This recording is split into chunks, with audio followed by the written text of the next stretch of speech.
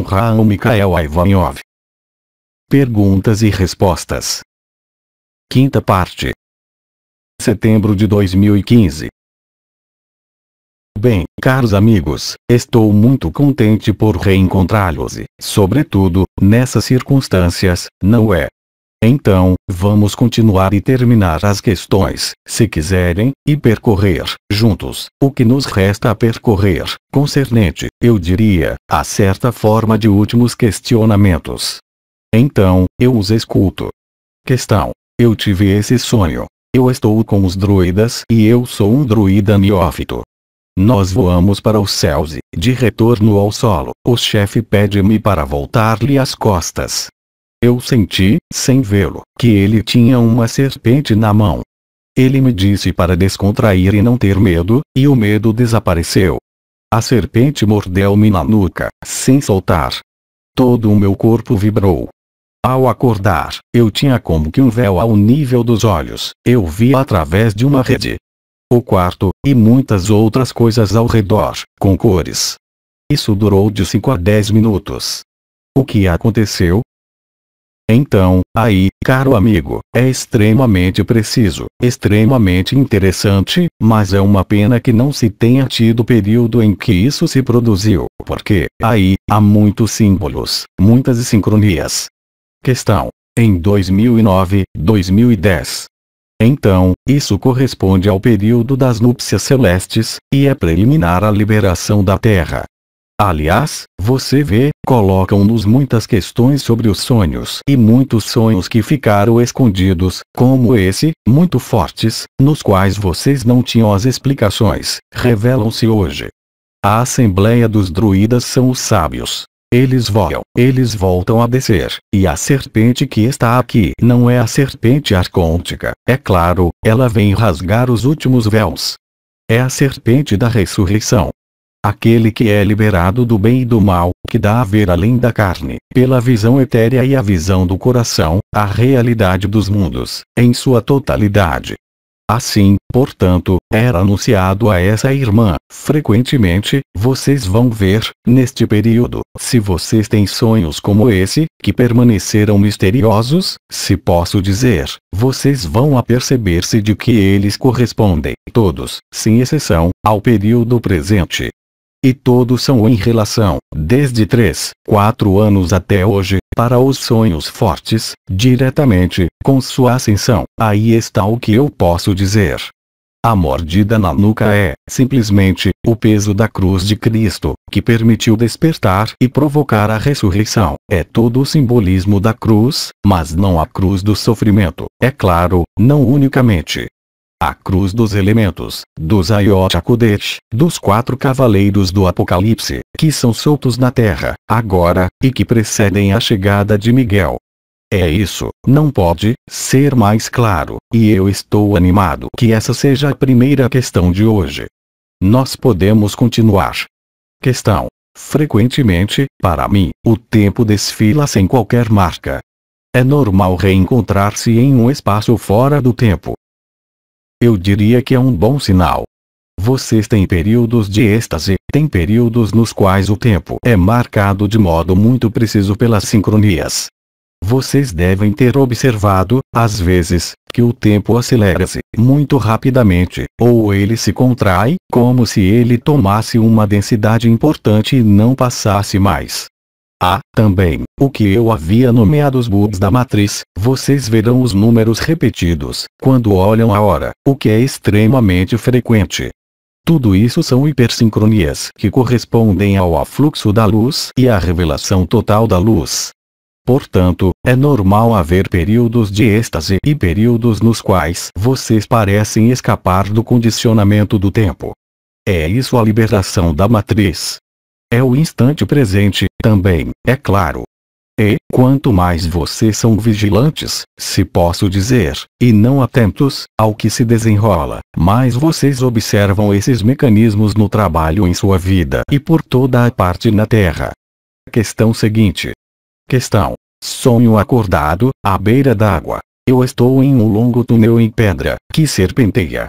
No final, eu vejo uma névoa vermelha e, quando eu ali chego, eu saio na superfície da água límpida, no meio da natureza. A que isso corresponde? O conjunto do que é descrito corresponde, aí também, a um rito de passagem, de transição, de passagem de um estado a outro. A purificação, aqui, pelo fogo, é ilustrada por essa névoa vermelha.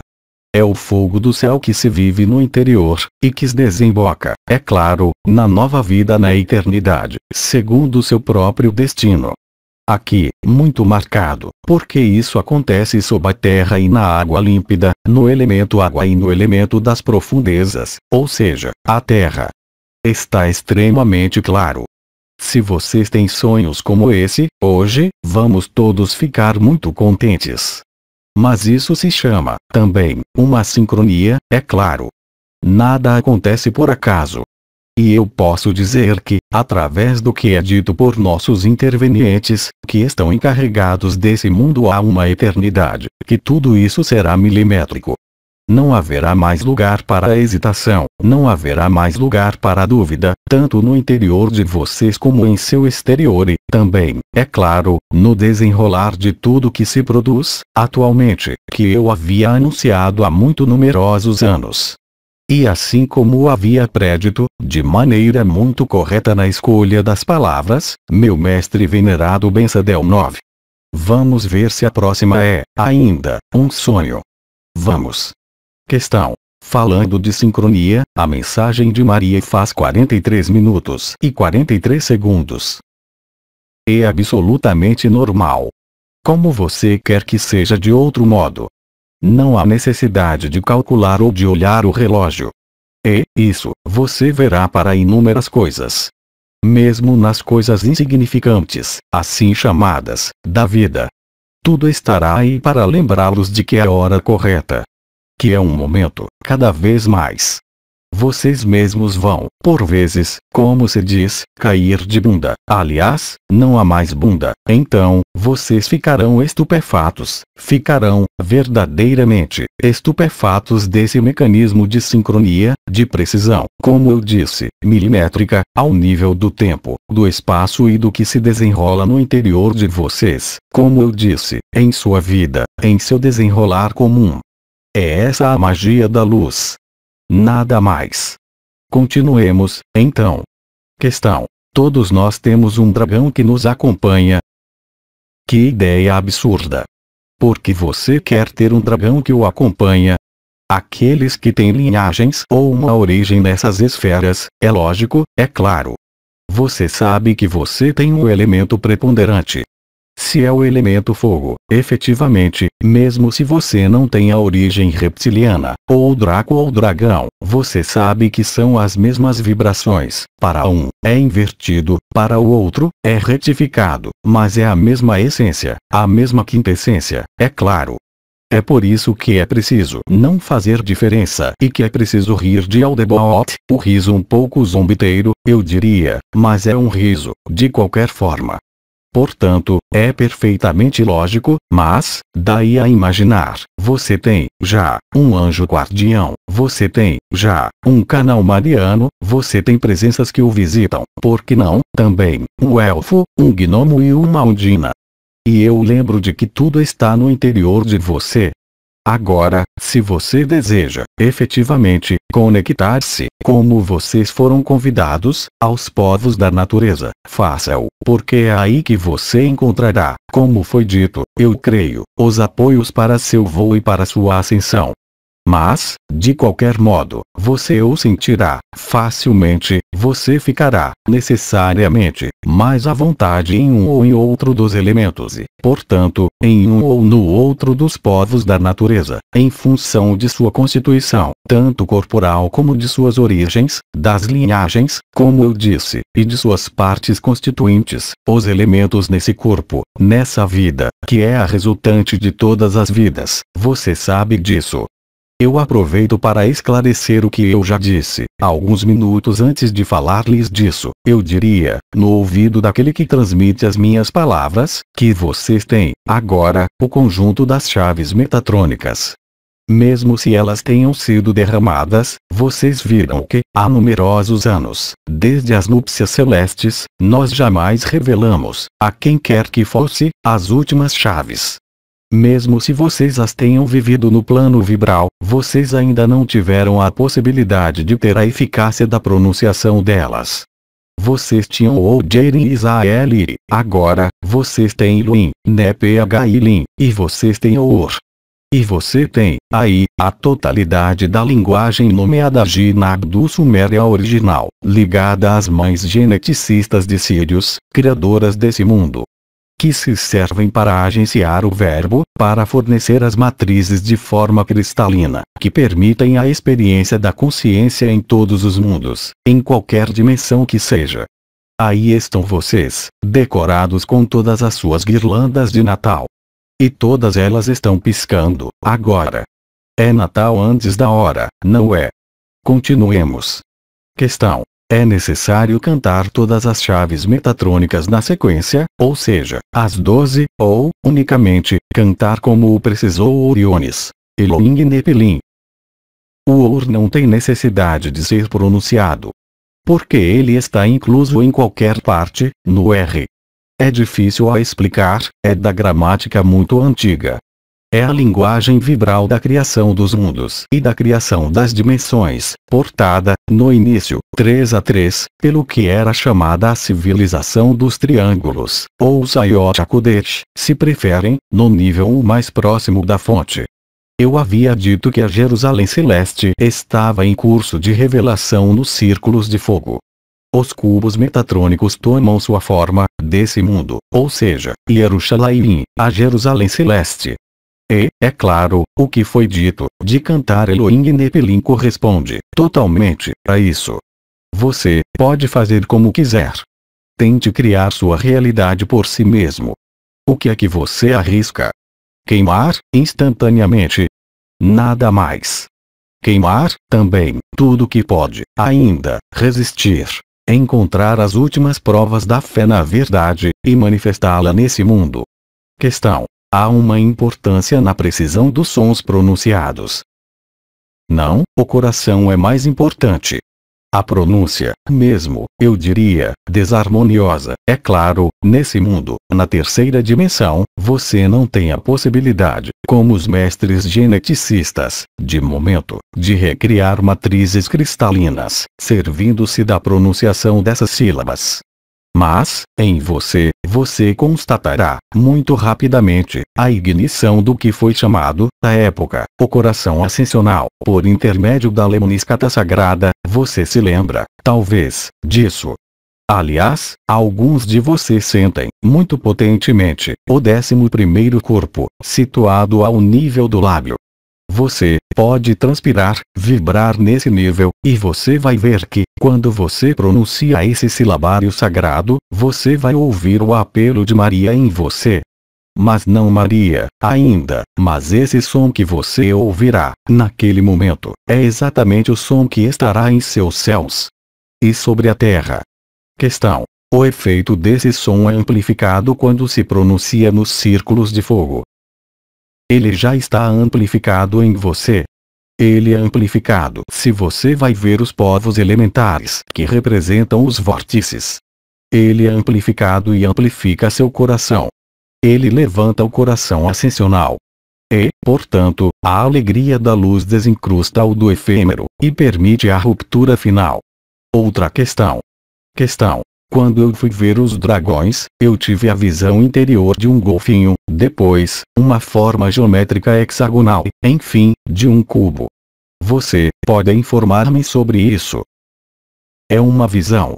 Você terá cada vez mais visões que nada têm a ver com o astral, mas que são ligadas à visão interior, ou à visão etérea, ou à visão real nesse mundo, por seus olhos de carne. Agora, de todos esses povos, como alguns de vocês o percebem ou, mesmo, começam a ver.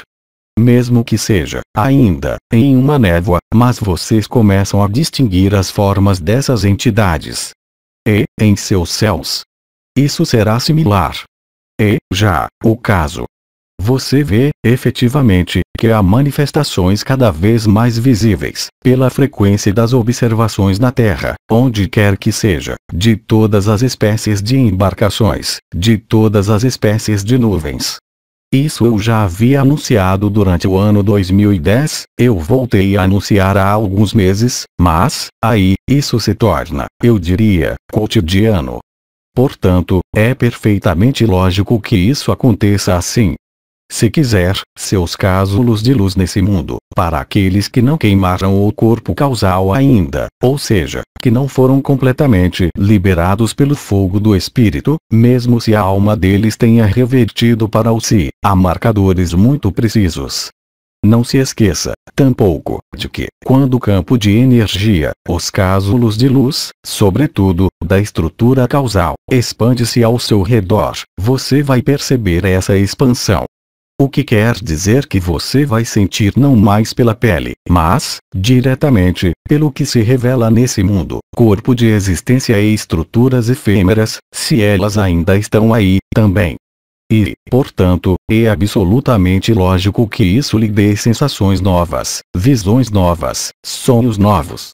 Ou que você tenha a compreensão das coisas que acontecem nesse momento, que, talvez, agitaram você nesses últimos anos, sobretudo, no ano passado e no início deste ano, que lhe permitiram superar seus demônios interiores, seus medos interiores, mesmo se restem resíduos. Agora, você tem as últimas chaves metatrônicas não, unicamente, depositadas em você e ativas, mas você tem a possibilidade de jogar com elas. Você tem, também, os vórtices dos povos da natureza. Nós os convidamos, a todos, não para procurar, unicamente, a experiência e a trocar e dialogar, mas emergirem e desaparecerem nesse ambiente. E socorrer-se, e desencadear, você mesmo, desta vez, não pela vontade, mas, simplesmente, pelo silabário sagrado, e levar seu coração ascensional. A vontade, eu digo, efetivamente. Isso lhe permitirá, aliás, se você faz esse tipo de coisas, reencontrar os povos da natureza ou pronunciar o silabário sagrado, ver, praticando, onde se situa, eu diria, a falta de óleo, a falta de facilidade. Para vê-lo, simplesmente. Isso permitirá, é claro, fazê-lo desaparecer. Se você prefere o silêncio, deite-se. Se você prefere a natureza, vá reencontrar os povos da natureza. Se você prefere cantar, cante. É terrivelmente simples. Veja você, é muito simples, não se está mais no tempo da repetição de mantras, de frases, de posturas que vocês fizeram durante anos. Agora, é direto. É a consciência, diretamente, e o corpo, diretamente, que o vivem. Sem emoções, sem mental, com, ainda, algumas interrogações, é claro, com o corpo causal que está, ainda, presente para muitos, mas é a evidência, eu diria. Não há que procurar de meio-dia a 14 horas.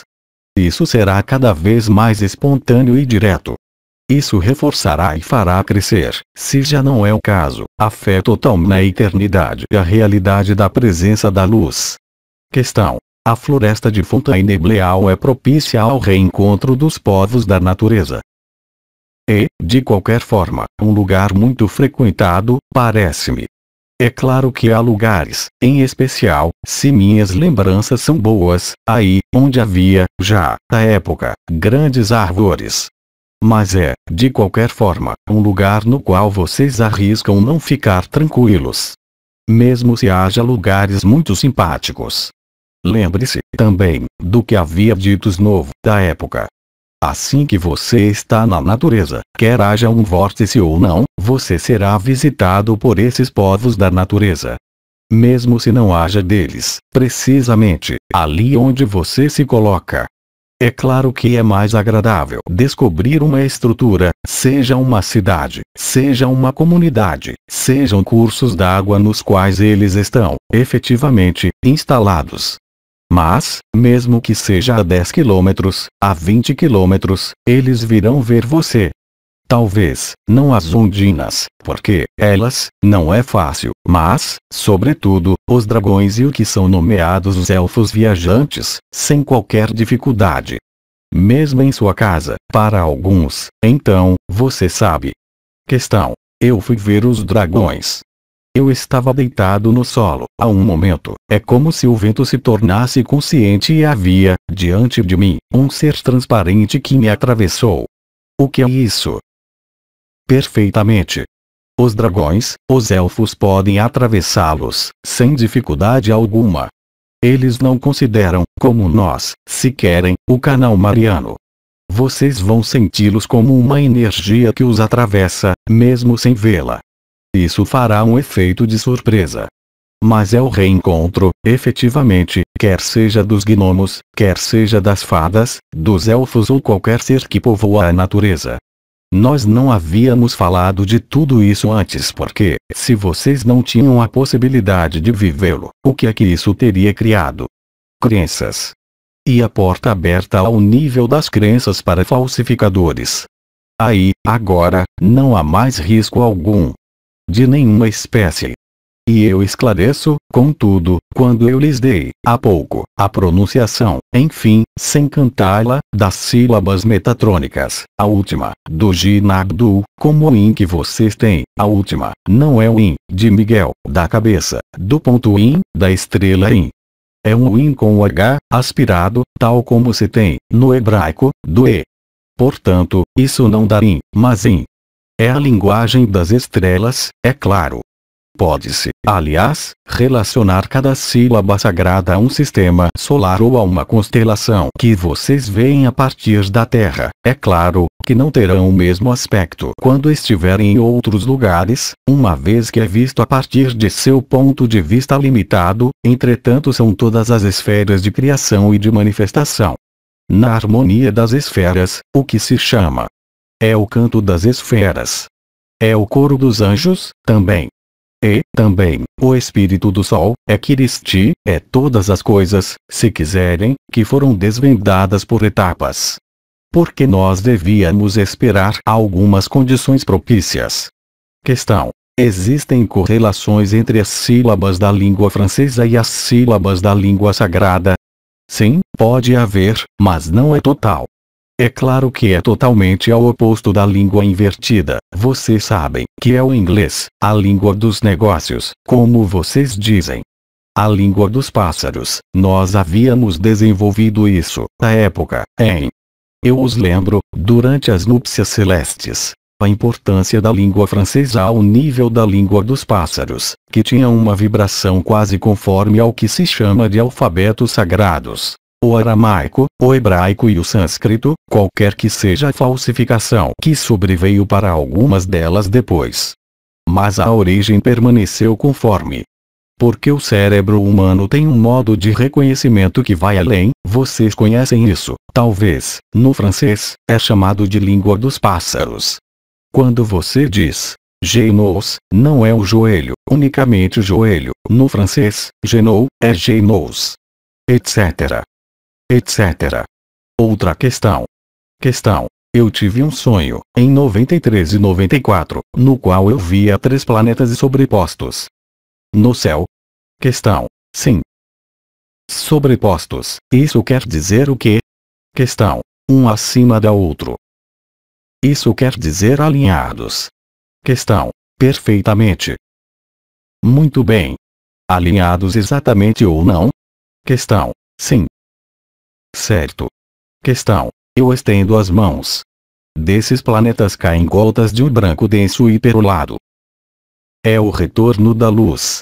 Você sabe, há 3 planetas que estão quase alinhados, 3 estrelas que estão quase alinhadas, que são reproduzidas na Terra, por toda a parte, com as pirâmides do Egito, por exemplo. É a constelação de Órion, em especial, o cinturão de Órion. Mas se você olha isso, há, também, 3 estrelas alinhadas entre Betelgeuse, que, eu lembro, é a casa dos gigantes, que faz parte da constelação de Órion, e outra estrela que está no alto. Há essas 3 estrelas alinhadas. E a meu mestre Bensadel 9, quando ele veio, também, deixar as profecias que foram chamadas as profecias de Nostradamus, ele deixou isso. A liberação virá pela flecha de Sagitário. É a irradiação gama da estrela Betelgeuse, que acompanha a expansão do Sol em supernova. Em nova, mais. Em gigante vermelho, mesmo, mais. A supernova de Betelgeuse, que já emitiu irradiações, se vocês se lembram das histórias, que ejetou a embarcação arcôntica, em 15 de agosto de 2009, e que garantiu a liberação da Terra, porque os laços de confinamento espaço-temporal não podiam mais reproduzir-se. E, efetivamente, de Betelgeuse, região e aquela do meio, da qual eu me esqueci do nome, com os nomes árabes, aí, muito exatamente, a luz branca perolada, muito brilhante, que é a luz de Uriel, mas, também, a irradiação gama da explosão da supernova, que dá a explosão do Sol em gigante vermelho. E eu os engajo a reler uma das primeiras intervenções de Sereti, porque vocês vão, agora, poder colar, se isso lhes interessa, recolar todos os pedaços do quebra-cabeça. Sem exceção alguma estamos nos divertindo muito, hein? Não é? Então, isso anunciava, havia uma história de água, também, nesse sonho, não havia água. Questão: não, nada de água. Nada de água. Era você que estendia as mãos para essas estrelas? Questão: sim. É a bênção da luz que chegará para você apenas no momento final. Questão: eu tive outro sonho. Vamos. Questão: era noite, havia pessoas comigo, eu olhava o céu e o céu rasgou-se. É o que dizia São João. Questão: ele se tornou todo azul, e eu dizia para os outros olharem, mas ninguém olhava. Sim, porque o ser humano tem muito medo de ver coisas desconhecidas em seu céu. O céu é imutável em um período de tempo, mesmo se as estrelas movam-se e tudo. Olhe, já, as pessoas, quando há um meteorito que se aproxima. Olhe o que se produz junto a alguns irmãos e irmãs que não querem, mesmo ver a modificação dos céus. Mas, aí, não é, unicamente, a modificação dos céus, é a ruptura do céu. O céu é o quê? Porque você vê azul, enquanto é negro. São, simplesmente, as camadas de interferência das quais nós falamos, longamente, há muito tempo. Mas é exatamente isso. Eu os lembro de que, no sumério, o cosmos quer dizer, simplesmente, cosmos, ou seja, a pele de serpente. E é preciso, efetivamente, rasgar a pele de serpente, para ver a verdade. Tudo isso é apenas um jogo. O simbolismo é onipresente junto aos fantoches. Mas eles o inverteram. Portanto, mostraram-lhe a ascensão e o que se produz na ascensão. Outra questão. Questão: eu tive um contato com os seres da constelação do Centauro. Você pode falar disso? Você sabe, as constelações são inumeráveis. Nós trabalhamos, preferencialmente, e você sabe disso, nas confederações intergalácticas dos mundos livres, segundo as afinidades. Então, é claro, as constelações, os habitantes são inumeráveis, você sabe. Há diferentes formas antropomórficas, cuja representação humorística, nesse mundo, são os animais, por exemplo, ou os insetos, mesmo. Então, obviamente, há constelações mais frequentes nas manifestações, nas criações nesse mundo do que em outros. O centauro remete-nos à mitologia do centauro, é claro. Mas não se pode desenvolver, o que seria supérfluo, todas as constelações. Há os Zeta Reticulianos. Há os dragões dourados da Ursa Maior, mas, também, de Órion. Há os Nepilim, os Elohim. Há as águias de Altair, os povos de Sírios. Há Andrômeda, há muitas, Cassiopeia. Há todos esses sistemas solares que estão em manifestação da vida. Então, eu o convido a olhar mais, quando há coisas exóticas como essa, ou seja, não muito presentes nesse sistema solar, a olhar a mitologia dessas constelações. Porque você sabe que o nome da constelação vem do árabe. E eu os convido, então, a olhar, por exemplo, no cinturão de Órion, a Aunilon e Mintaka. Olhe o que isso quer dizer, olhe o significado desses nomes de constelações, porque tudo ali está, é claro. Por exemplo, há uma constelação que foi escondida, que se chama Ophiuchus ou Serpentário, o 13º signo astrológico. Ele é ligado ao que lhes foi escondido, ou seja, justamente, os magníficos dragões brancos que vêm de lá embaixo, que não são agenciadores de mundos ou administradores de mundos, são pura luz que espalham o amor e o fogo do amor e, agora, o fogo do amor, estruturando o fogo do amor, sem organizá-lo. Ao nível dos mundos livres. Vocês têm um ao lado, falou-se disso. Nota do redator. Epsilon Orionis é uma grande estrela da constelação de Órion. Ela é, também, chamada por seu nome tradicional, Alnilon, que, em árabe, significa colar de pérolas. Mintaka, Delta Orionis, é uma das 3 estrelas do cinturão de Órion, com Alnilon e Alnitak. Ela tira seu nome do árabe Baldrier ou Centauri. Questão. Eu vi, em um triângulo, uma cabeça de equino. De luz ou não? Questão. Sim, de luz. É o que um equino? Um cavalo, um unicórnio? Questão. Sim. E então? Questão. Disseram-me que minha origem estelar era Ophiuchus. Ophiuchus é o serpentário, isso nada tem a ver com os equinos. Olhe Ophiuchus, o que isso quer dizer, você verá. Eu não vejo relação entre Ophiuchus e os equinos. Questão. Eu teria podido ver uma cabeça de cavalo no lugar de uma cabeça de dragão. Sim, perfeitamente. Então, você tem os dragões elementares, tais como eles o são na Terra, mas eu lembro de que a morfologia dos dragões não é a mesma na Terra e Alures. Oh, é muito simples, você sabe. Os dracos e os dragões têm a mesma morfologia. Nós havíamos explicado isso durante as núpcias celestes, simplesmente, a cor, a emanação vibral não são as mesmas. E os dragões dourados e os dragões ouro e, portanto, os dragões brancos são os mais elevados, não em consciência, mas na vibração e, eu diria no sentido do serviço. Eles servem aos mundos. Eu diria, mesmo, que, de algum modo, eles os alimentam no fogo, ao religar-se, para os dragões de terra, a tudo o que está na proximidade dos vulcões, e nos vulcões, é claro.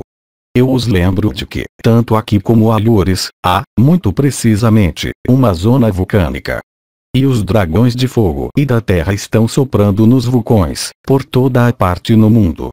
Aí onde os vulcões despertam sob a ação de Herculebuse, portanto, do despertar do núcleo cristalino da Terra, que libera as camadas férricas acima, que se evacuam pelos vulcões, aí você tem dragões.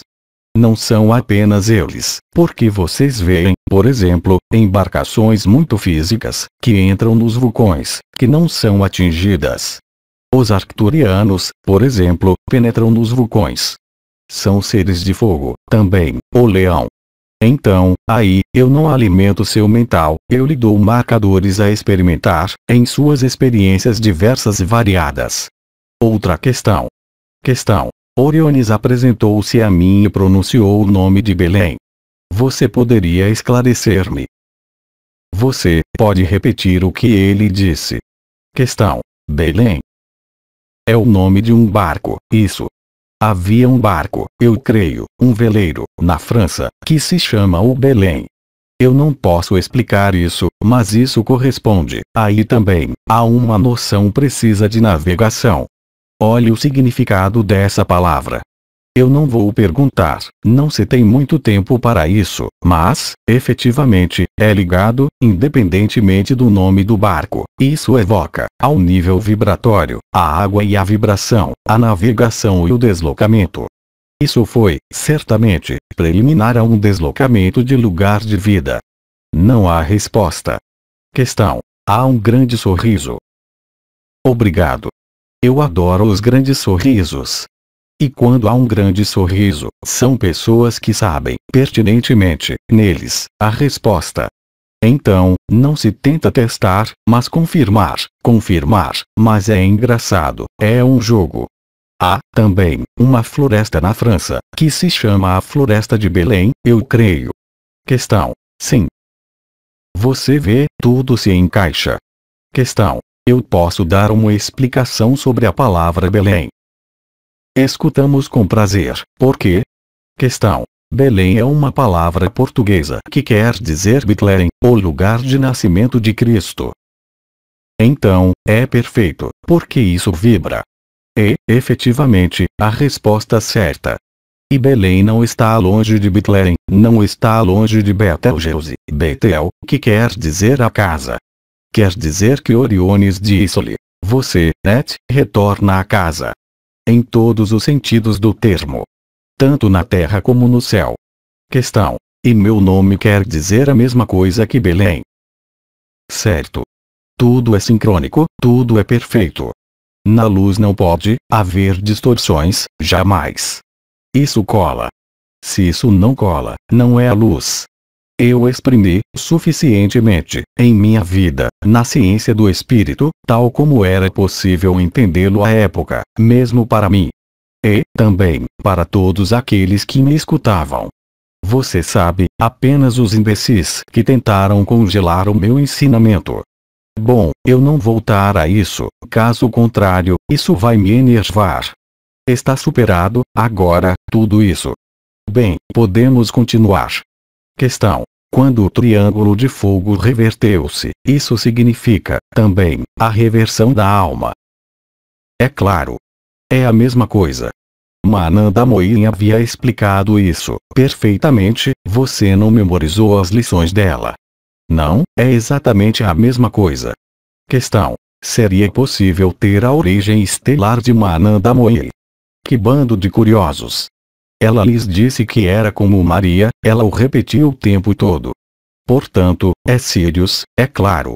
A beleza de Ananda Mohin, jovem como idosa, é a mesma beleza de Maria. Não há diferença. São as mesmas, se pode dizer. Não é a mesma, mas as mesmas. Não se vai passar em revista a origem estelar de todas as estrelas. Poder-se-ia fazê-lo, mas isso não tem interesse algum. Aí, vá, eu vou dar-lhes um prazer. Adivinhem de onde vinha Teresa? Questão. De Sirius. Linhagem estelar sim, mas não origem. Ela vem de minha casa. Questão. Vega. Vega, perfeito. E a linhagem feminina muito forte de Sirius dá uma mistura que dá a Teresa. A fé total, inabalável, que nada pode parar. Mesmo o sofrimento, mesmo a morte. Era Teresa. Então, aí também, você vai reencontrar afinidades, em relação às estrelas. Lembrem-se dos anciões que descem com vocês. Aqueles que, por exemplo, na atribuição vibral, viram a mim, mesmo se eu nada disse, isso deve tocá-los em Vega. Para Sri Aurobindo, vocês sabem, é Altair, é claro, etc. Etc. Mestre Ram, que é um Melquisedeque do ar, é Altair, também. Questão. Irmão K? E, vocês não vão fazer-me dizer todos.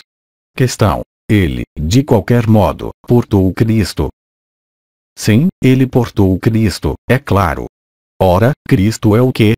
Kiristi, filho ardente do Sol. É o sistema solar que foi ligado aos Dracos, mas não falsificado, portanto, dragão. E sim, é verdade, quando se vê Krishnamurti, ele evoca tudo em sua vida, exceto um dragão, esse muito pequeno personagem. Mas, frequentemente, os dragões, aqui, eles são obrigados a viver a humildade, portanto, eles são muito pequenos. É muito engraçado, hein? Vamos fazer saírem os dragões, eu os ouço rir ali. Não, é uma brincadeira, fiquem conosco. Questão. Por que Mãe deu-nos apenas uma única mensagem entre todas as estrelas? Oh, há outras delas que deram muito poucas mensagens. Ana, vocês a viram uma única vez. Porque elas estão ocupadas com outra coisa, simplesmente. Há outras delas que tiveram mensagens extensíveis. Creio que fui eu que mais falei, não é? Mas é normal. Eu fui um grande pedagogo em minha vida, e eu continuo agora. Questão. poder-se-ia ter a origem estelar de mãe. É um sistema solar que não é muito conhecido, do qual eu mesmo esqueci o nome. Eu perguntarei a ela, na oportunidade. Você sabe, não se conhece tudo, nós, tampouco. Conhece-se a luz. E, para ter a resposta direta do conhecimento, como diria Bedin, do liberado, não devo estar aí, é preciso que eu esteja lá em cima. É muito simples. Para as coisas que não fazem parte, mesmo nós, Melquisedeques, do que nós temos a viver, agora, lá em cima. Questão. Ibdi? Sagrado Bidi. Bedin, isso nada tem a ver com os sistemas solares e as origens estelares. É bem mais alto. É o único que foi capaz de mexer, se eu posso dizer, a frequência da civilização dos triângulos com Metatron, em um corpo de carne. Não houve muitos assim na Terra, hein? É por isso que ele grita. Ele tem a potência total do verbo. É por isso que ele repetia, o tempo todo, e repete, ainda hoje. Procure de onde você vem, porque ele vinha de lá, é claro. Ou seja, além da fonte, na primeira manifestação dos mundos. Nas dimensões as mais etéreas e as mais próximas da fonte, mas, também, do absoluto. É por isso que ele pôde falar com tanta precisão, em sua encarnação, como agora, de tudo que concerne à verdade absoluta. Você se lembra? Na época, isso havia sido introduzido pelo arcanjo Anael. Ele havia falado, longamente, da verdade relativa e da verdade absoluta. Ele preparava a vinda de Bidi. Ele disse, aliás, em sua vida Cristo disse, eu sou o Alfa e o Ômega. Ele disse, eu sou o primeiro e o último capítulo do livro. Eu teria dito o mesmo, a capa. Quando nada mais há a ler. Outra questão. Existem, na Terra, atualmente, outros seres como Bedin, que têm a mesma origem? A mesma origem não, mas que portam a vibração dele, sim. Todos os liberados vivos, doravante. Desde 2012.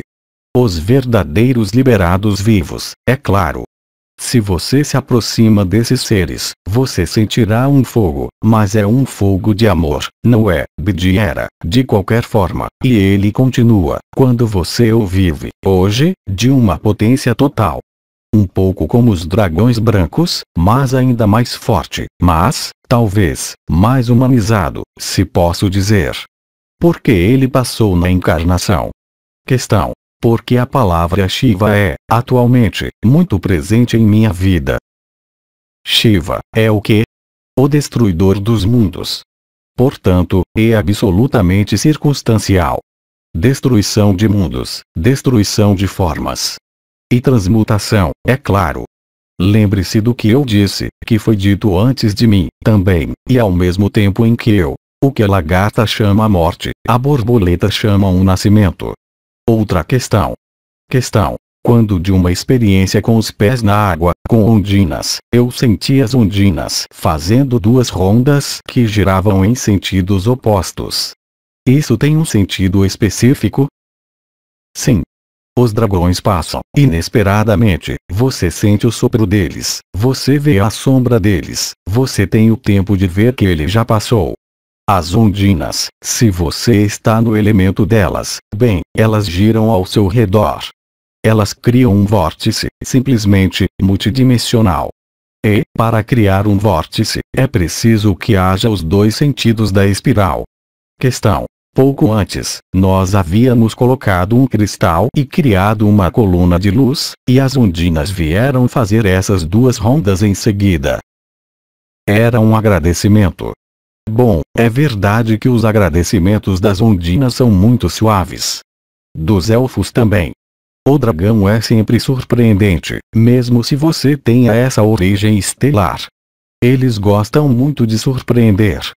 Um pouco como os gnomos, mas em outro registro. Questão. Um dia, eu estava ao telefone como uma amiga, falando a ela de uma tomada de consciência que eu acabava de ter. Eu moro à beira de um rio e ali havia um pequeno jato d'água. Ao final da conversa, o jato d'água havia desaparecido. Então, eu não penso que seja uma baleia, é claro. Então, isso pode ser uma manifestação. As ondinas, em geral, são mais os círculos e as ondulações de água, em. Não é algo que saia da água, é algo que permanece na água. Então, eu não posso responder de maneira segura. Mas é certo, não é uma baleia. Um jato d'água, eu compreendi bem, no meio do rio. Questão: sim, na água rasa. Não, eu não sei. Talvez, você sabe, nós, não há apenas as ondinas, há os silfos, há salamandras, há povos, digamos, intermediários, como para os elfos, não há apenas os elfos, há as fadas também. Questão: os voivres. Criatura que assume a forma de pequeno dragão ou serpente. Oh sim, os voivres não há muitos nesses lugares. Os voivres estão mais nos lugares em que a água não circula, nos quais há uma estagnação, nos quais há metal no fundo. Há deles nos pântanos Poitevin, por exemplo, ou em lagos. As ondinas são tributárias da circulação da água, ou seja, da oxigenação da água. Questão: na água, no contato com ondinas, ao nível de meu ouvido esquerdo, eu senti que o ar era sintonizado com minha respiração, eu senti correntes de ar que iam ao mesmo ritmo e no mesmo sentido que minha respiração. Assim, é a permeabilidade de seus diferentes cásulos de luz. Eu lembro de que vocês têm, ainda, mesmo se estão liberados, todas as estruturas, mesmo se elas estão transcendidas, que se chama corpo astral, corpo mental, corpo etéreo. Vocês sabem que o som comunica-se, agora, não mais, unicamente, na ampola da clareaudiência ou no canal mariano, mas no conjunto de suas estruturas. Em breve vocês ouvirão seu corpo etéreo cantar. Portanto, é o mesmo gênero de percepção. Questão: desde o início da intervenção de Oriones, eu tive a garganta em fogo, depois, eu senti uma ruptura ao nível do coração. Esse fogo na garganta durou, praticamente, todo o tempo da intervenção. É a terceira passagem, como, eu acho, eu já expliquei. Há 3 passagens na garganta, não é? É a última passagem, o parto, se você prefere. É preciso, efetivamente, romper a crisálida, real e concretamente. E é, também, o fogo do coração ascensional, que transborda, obviamente, muito amplamente, o chakra do coração e muito amplamente, a nova Eucaristia, para subir na parte da garganta, mesmo, às vezes, até o queixo, é normal. Ampliam-se os caminhos de passagem. Enfim, eles se ampliam sozinhos, diante da graça da luz, não somos nós que o fazemos, mas vocês. Questão: tudo que vivem nossos irmãos e irmãs será vivido no fim, para aqueles que nada vivem, atualmente. Sem objeto, eu respondi ao seu sonho há pouco. E, efetivamente, o que eu respondi, não? Então, você repõe, 2 vezes, a questão: você tem necessidade de ter certeza, em. O que é que duvida, assim, se não é o ego? Não a pessoa, o ego. É claro, a alma não tornicota, mas ela é, de qualquer forma, frágil, pela manifestação. Então, imagine você que, tendo vivido esse gênero de sonhos, que são muito fortes para você, que, se você vivesse 1/10 das vibrações daqueles que vivem as primeiras vibrações, mas você não estaria mais aí. É bem por isso que alguns são privados da sobremesa até o último momento.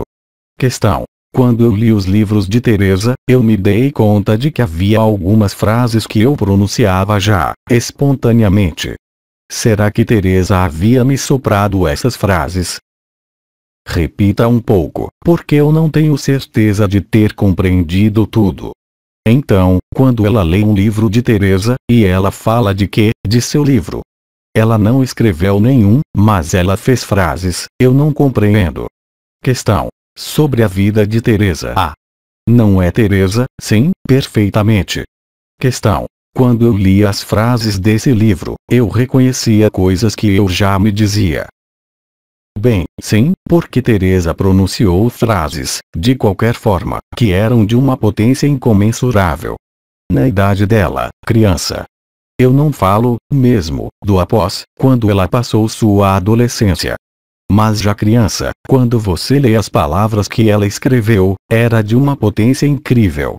E essa frágil moça, que morreu tão jovem, e que, no entanto, era tão grande.